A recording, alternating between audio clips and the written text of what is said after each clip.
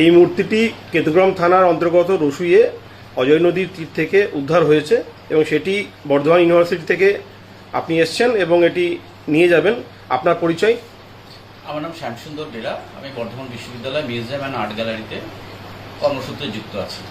সেই মূর্তিটি সম্পর্কে যদি আপনি বলেন।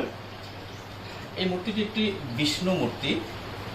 বিষ্ণু মূর্তি মোটামুটি এর যা স্টাইলিস্টিক ফিচার দেখে অনুমিত হয় যে মূর্তিটি মোটামুটি দ্বাদশ শতকের, অর্থাৎ মোটামুটি একটা 900 বছরের পুরনো।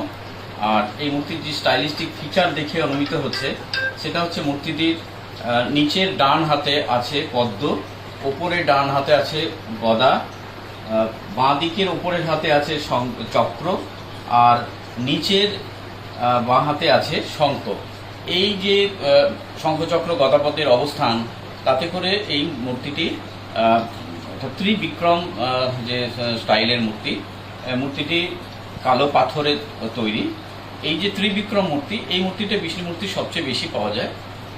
আর এখানে আছে মূর্তিটি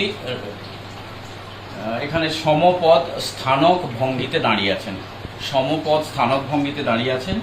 আর ডান দিকে আছেন লক্ষ্মী, ওনার দুই স্ত্রী এখানে আছেন, লক্ষ্মী আছেন, এখানে আছেন সরস্বতী, বাঁ দিকে আছেন সরস্বতী। আর ওপরে আছে, যদি আমরা স্টেলার ওপরের দিকটা দেখি, সেখানে একদম ওপরে আছে কীর্তিমুখ, এটাকে বলা হয় কীর্তিমুখ, ফেস অফ গ্লোরি। আর এখানে আছে উড়ন্ত বিদ্যাধর। মূর্তিটির এমনি মোটামুটি এখন অক্ষত অবস্থায় রয়েছে, শুধুমাত্র এই বাঁ দিকের হাতে একটু সামান্য এখানে ক্ষতিগ্রস্ত হয়েছে, কারণ মূর্তিটির মুখমণ্ডল, তারপরে এখানে আপনার যে কিরিট, কর্ণভূষণ, তারপর এখানে আছে আপনার কণ্ঠহার আছে, এখানে উপবীত রয়েছে। আর এইটি হচ্ছে বিষ্ণুমূর্তি চেনার মূল উপায়, এটাকে বলা হয় বনমালা। এই বিষ্ণুমূর্তিটি মোটামুটি অক্ষত বলা যেতে পারে। এর মেজারমেন্ট কি আছে? এটি উচ্চতায় আছে আপনার 20 ইঞ্চ, আর প্রস্থে আছে 9.5 ইঞ্চ। এটা এই ভাস্কর্যটা কোন সময়ের?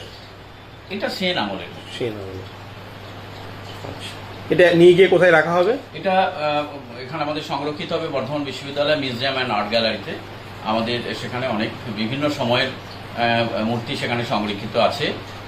সেখানে ছাত্রছাত্রীরা, গবেষকরা সেখানে আসেন, এবং যারা পুরাতত্ত্ব চর্চা করেন, যারা অ্যানসেন্ট হিস্ট্রি যারা পড়াশোনা করেন, তারা সেখানে আসেন। সাধারণ মানুষও আসেন, কারণ তারা আমরা সেখানে যে বিষয়টা বলি সাধারণ মানুষকে বা গবেষকদের যারা আসেন তাদের কাছে আমরা যে বিষয়টা তুলে ধরি সেটা হচ্ছে মূর্তির আইকনোগ্রাফি, অর্থাৎ মূর্তির তত্ত্বের ব্যাখ্যা।